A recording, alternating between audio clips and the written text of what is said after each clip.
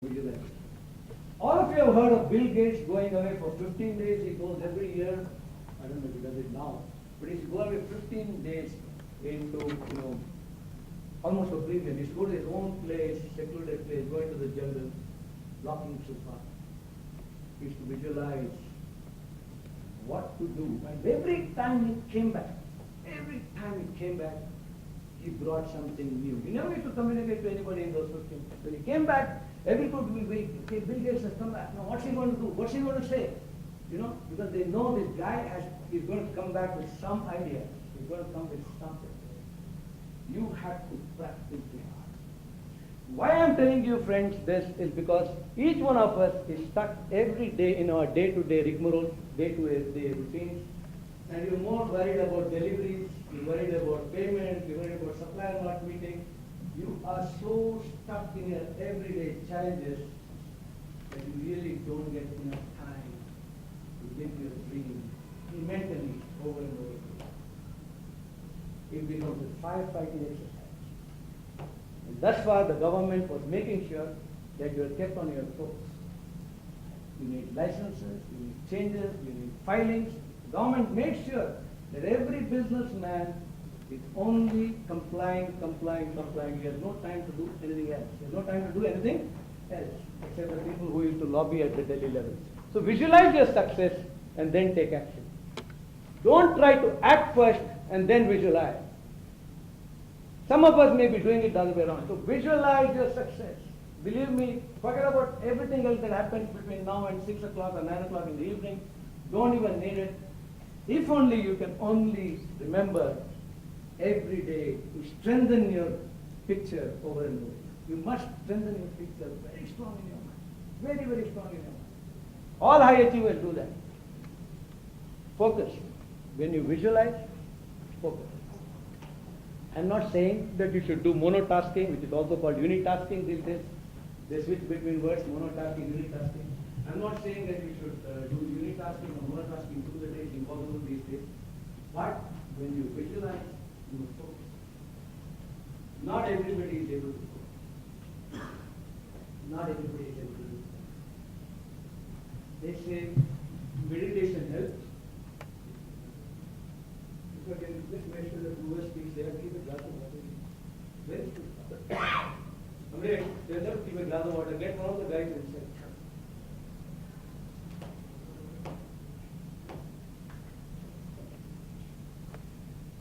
When you visualize, please focus. Refocus. Once again focus. The picture has to become clearer, clearer, and clearer and clearer. Your action plan also becomes clearer, clearer, clearer and clearer. It has to move from the brain to the subconscious, from the subconscious to the superconscious. I'm not using jargon words here to make it confusing. It is like you should be like a child. You should be like a child. You should not have any baggage when you visualize. You should not put any restrictions when you visualize. I will be 100 crore company, but I don't know the people, I don't know the people. That's not your dream, that's not your focus. I would like to be an 100 crore company, I'd like to be 200 crores, but so many things. This is not focus. Focus on your dream. At least whether you become 100 or 200 crores company or not, at least you can live your dream or not. One of my colleagues, Sudhir, he said he never sees the movie. I said, why? He said, I just close my eyes and think of whatever I want and then I see the movie. I see the movie. So I said, you see a rape scene every day. Close your eyes and he is a rapist. Sorry about that name. So, you close your eyes, visualize. You have to focus. And you have to do it over and over again. Whether yoga, meditation, all these things, I don't know, but you don't need any of these things. If you have the passion, if you have the dream, make your dream very, very strong. Now let's turn it around. Let's turn it around and say, I have a dream. I have a dream to have 1,000 crore company. Okay? I'm starting today. My start is 0. I have a dream now to make 1,000 crore pharmaceutical company, because I know that business very well. I've been living it all my life. I know it like the back of my hand. I know the market, I know the products, I know how to flank competition, I know what type of innovation to bring, I know which are the products which has less entry barriers, etc. I can make a 1,000 crore company. I can visualize it. I can see everything, but I have to be strong. I have to believe it. Then, once I say this year, this place, 1,000 crore companies will become very strong. Now this works for people who are experts in their area of operation. This works very well for people who know their business. This works very well for people who are between their 40 and their 50s. What happens to people who have entered nascent business? What happens to people who have got into business without knowing whether or not that business area is going to grow, or they don't know, for instance, how to do their business? There you have a bigger problem. If you do not know how to do the business, your visualization becomes very, very difficult. Becomes more difficult. But then, please remember, take it in incremental steps. Take it in smaller steps. Suppose you are in the software business where you are disseminating education. Let us say they are a great company called Origin who are into advising people on patents. Now they can be the biggest company in India.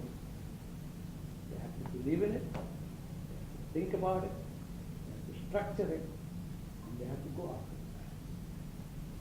There are some areas which are new areas, which some people have entered. They don't know where the business itself is heading, where it's going. But I would still say, please do not waste your resources without having at least some kind of a vision. Vision is the first step of any development growth. From your vision, everything follows. Focus on your vision. That's my primary message to you.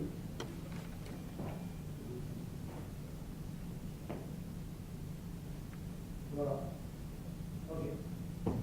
The more you are clear, the more powerful you become. The greater the clarity of your vision, the greater will be the ease of achieving. Are we in sync thus far? Am I saying something which making sense?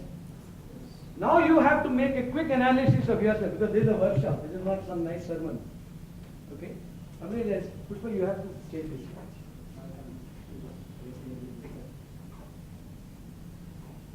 You have to now see on a scale of 1 to 10, where is your vision clarity? You have to now decide at this hour, this moment, whether you really need to make a vision document. Not a vision statement. I know companies where owners are not even able to rattle out their vision statement. If you ask him what is the vision of your company, he is not able to say the full sentence. Am I right or not, Surya? Have you gone through this situation before? I'm sure many of us, Anish sir, we must have gone through this. They are not able to rattle out because the vision statement also has been written by somebody else. Somebody said this English looks good, so let me write the vision statement. I would rather that if his English is not too great, to make a much shorter vision statement and just write one sentence. Their vision, their vision is bigger than their mission. So you wonder, his vision is so big and his mission statement is so small. Is your vision bigger or mission bigger? From the vision, the clarity of the vision will flow the mission. Now once you have the vision, now you have a vision. Raju, you have a vision now. Everything is clear. You have created a vision. Now you have to be ready for change. You have to be ready for because you are in a particular place. Your company is moving at a particular place. Your company has a particular structure. Your company has certain people, certain resources. You have certain personal constraints or difficulties, etc. But you have to be ready for change. Charles Darwin said that it is normally not the most smartest people who survive, but it's usually the people who are most resilient to change, who are most open to change. It is the companies, the people who resist change, who will face more difficulties in survival and growth. Survival and growth, please remember that. Survival first and growth first. If you don't change your old ways of doing things, especially in today's fast-changing environment, So it's a mindset. Change and growth is a mindset. This is how we have been doing things. This is how we are. This is how we open the office. This is how we close the office. This is our method of production. But we want to grow. We want to grow our way. Will the market accept it? No. Will the competition accept it? No.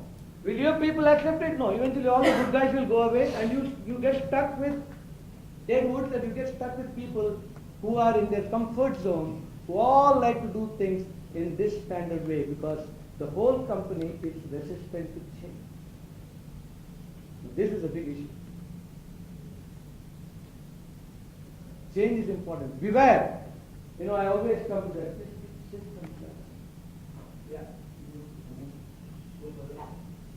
Yeah. This is where you have to ask yourself, who am I? What do I like to do?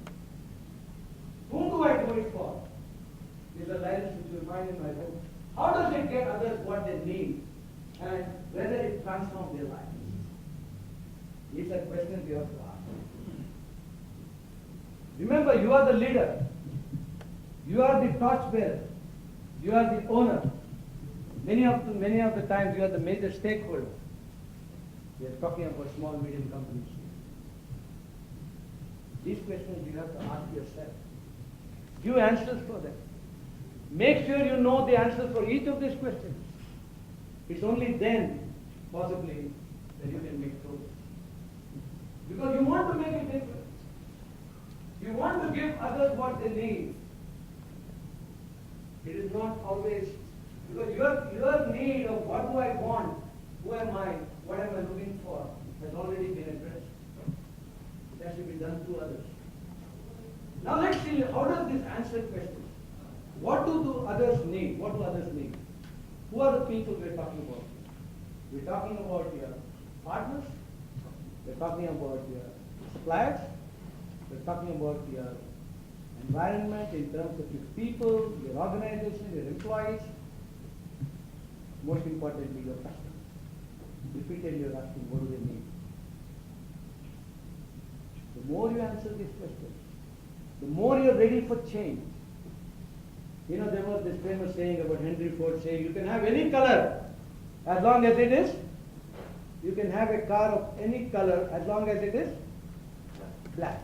Yes. As long as it's black, you can have any color, no problem. That was the attitude. The production was everything. Manufacturing was everything.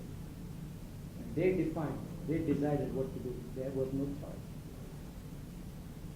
And when we come to the marketing session in the afternoon, I will tell you, today's buyer, today's customer is more fickle-minded than ever before. They want to switch. They want to switch all the time. They want to change. They are more open to change. Brand loyalty is coming down. It is a good and bad issue for us, many of us who want to grow. So how do you keep innovating? How do you give them what they want? These are questions you have. Yeah. So this we discussed. Yeah. I have gone through this exercise. And I always thought what it means to me. But finally I come across the saying from Confucius: the will to win, the desire to succeed, the urge to reach your final full potential, these are the keys that will unlock the door to your personal experience.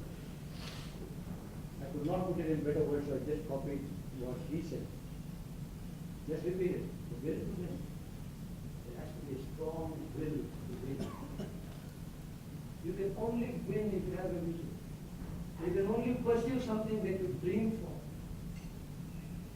Otherwise, there is no win, there is no lose. You go and play a tournament. You have no goal to win the tournament. Neither will you win, nor will you lose. You just play the tournament. And this is where I think the Bhagavad Gita has been misinterpreted grossly. There are any number of books these days which explain. I think Swami Chinmayananda has explained it beautifully. This is a perverse, I would say, interpretation of the Bhagavad Gita when they say, do your duty, leave the rest to God. No. The very definition of work, Sri Aurobindo says, the very definition of work is result-oriented. How is work defined in physics? This is a item. I try to push it, it doesn't move. What is the work done? Zero. Work done is zero. Work is defined only when there is displacement, when there is movement, when there is progress. Have you got my point? We will come to that slide. You must be slide.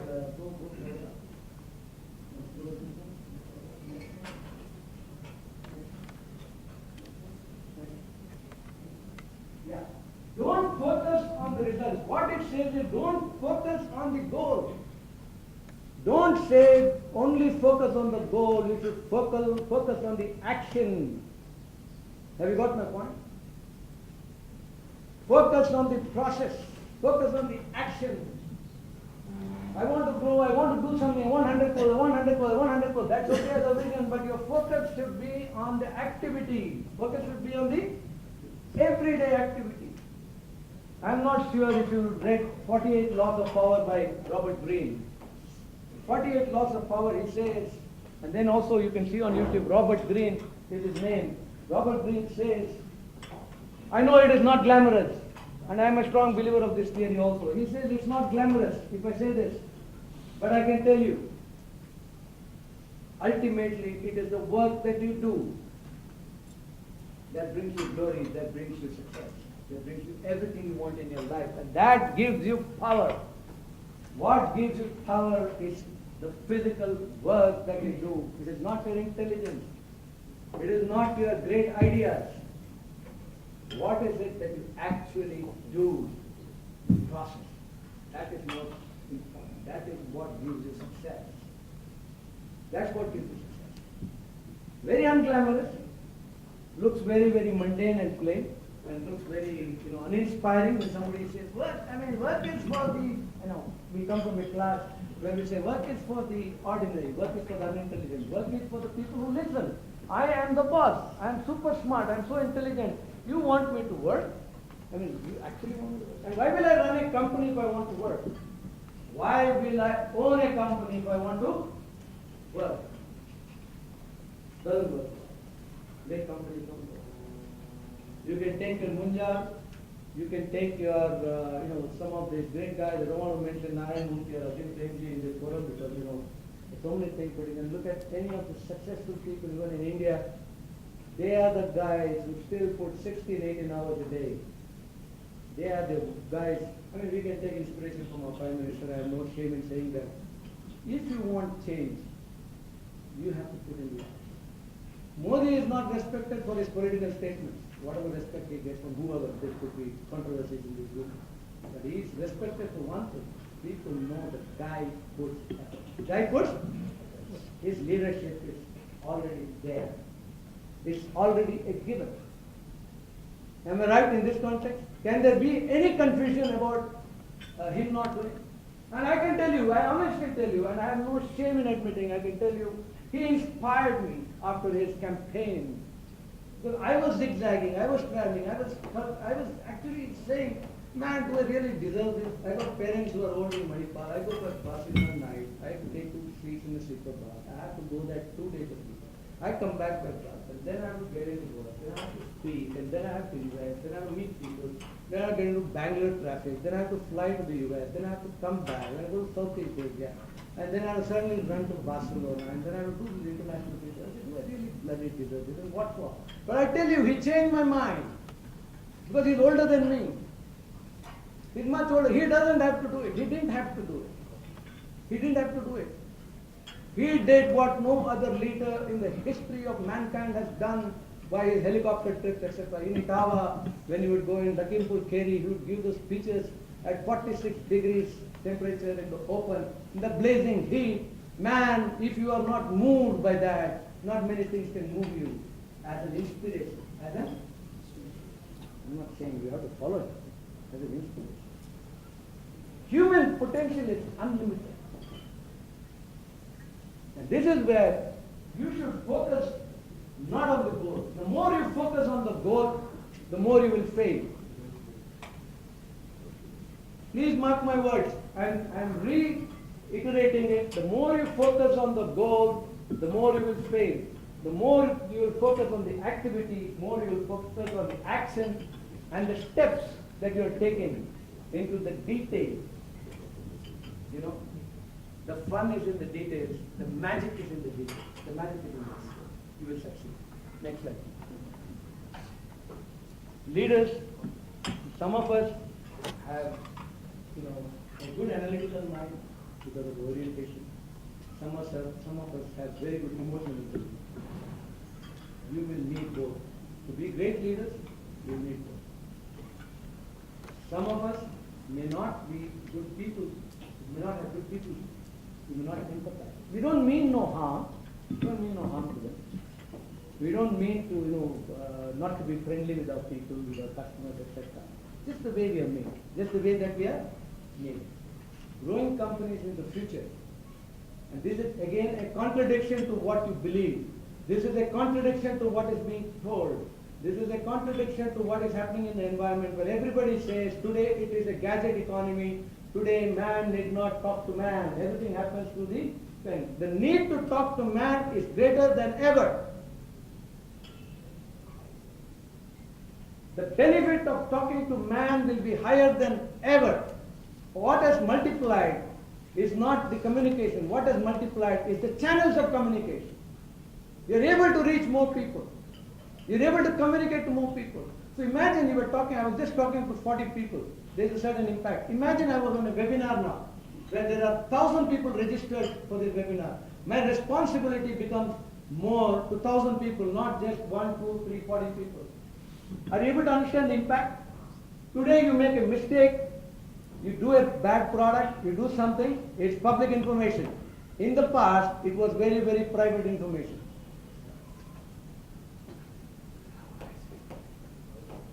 Are you seeing a certain kind of a pattern in what's happening in the world? Please remember, it brings a greater responsibility, it also gives you a greater opportunity. Depends on how you look at it. It gives you a tremendous opportunity. You can reach more. But the need to communicate has increased. Now, if everybody is communicating to everybody, okay, everybody is communicating to everybody, then what you communicate, if it has to stand out, it has to have more relevance. Let me talk in the context of a growing organization.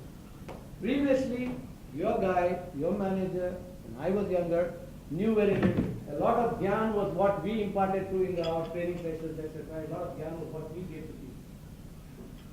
Today the guy is well informed. Today the guy just has to click on his mobile and he knows what are the job opportunities that are available across Karnataka, across India. He does not have to look for papers, etc. Everything is at the click of a button. So you will need to connect with people. You will need to motivate them also emotionally.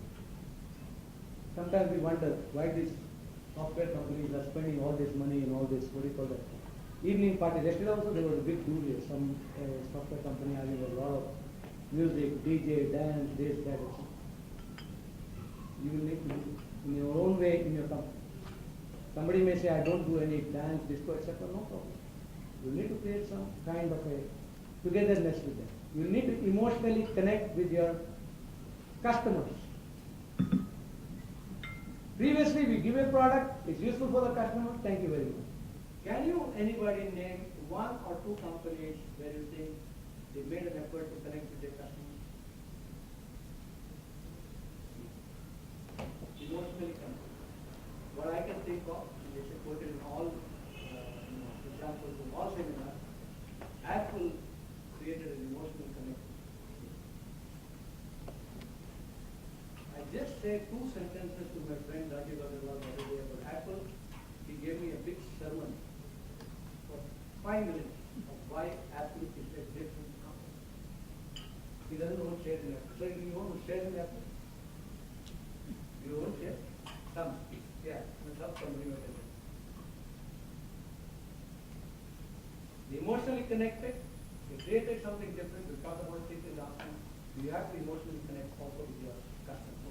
So please see in your own orientation whether you are totally a technical kind of a person who analyzes things, does things, and you're not emotionally able to do, or you're more of an emotional guy who does not like to do technical things. I don't like this. But as a growing company, and with technology changing and everything changing around you, I think you need to have an orientation of both. And you can balance it. You can learn this.